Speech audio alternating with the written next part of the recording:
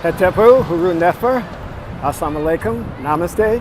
This is Kasakma Keparu with another broadcast for you. And today I want to talk to you about how to deal with trouble. But the first thing I want to do is I want you to like this video, share it with family and friends.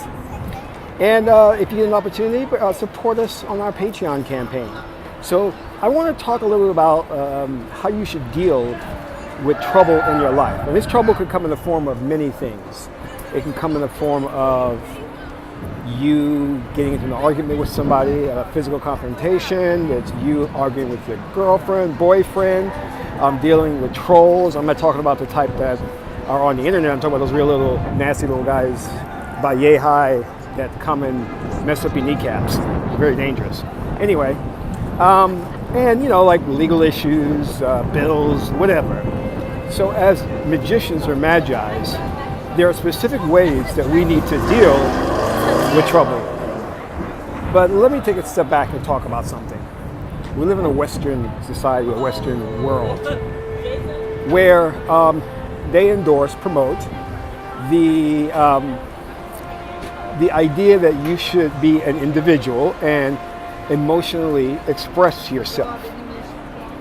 I practice what we call is Stoicism, which comes from ancient Greek culture, ancient Greek philosophy.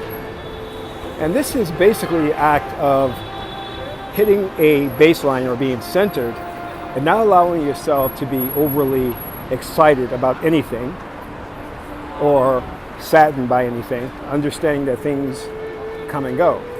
And now in the MGTOW movement, I'm not sure if you're familiar with that, but that's called men going their own way. There's something that's called Sigmas, and Sigmas have the kind of same attitude about the world could be in a zombie apocalypse, but we'll be all right because we're centered. We'll just deal with that when it comes. I kind of really get that philosophy, I understand it. But most traditional cultures like Korean, Chinese, African, Indian, did not endorse such emotionalism, such extravagance in emotionalism. And the reason being because our ancient ancestors knew that part of our makeup was the sahu, or the animal spirit. And if you keep feeding that animal spirit, it will grow and grow until you basically can't control it, it controls you. So therefore we practice the art of mineb and ankh and ma'at, keeping the heart still to live truth. Now, why do I say that when I'm talking about how to deal with trouble? So you're getting into physical confrontations with people, you're arguing, you may have somebody's taking you to court, you may have to take them to court. Apologize for the sun here. But here's what you need to do as a magician or a student of the occult. The first thing you have to do is you have to learn how to divorce yourself from the situation. You've got to stop where you're at and just say, excuse me, walk away. Then you go back and to your apartment or your house and you perform a major ritual to deal with the situation. Of course, you will consult the oracle to find out what energies or deities that are governing that situation, and you petition them to help you with the situation. So the most important thing about this is you're not actually engaging in that confrontation because you don't want to do that, because you can basically you can basically inflame that situation and make it worse. The other thing is it teaches you how not to feed the animal spirit. So you're not continually arguing with somebody and have that escalate into somebody pulling a gun, a fist fight, or what have you, all right?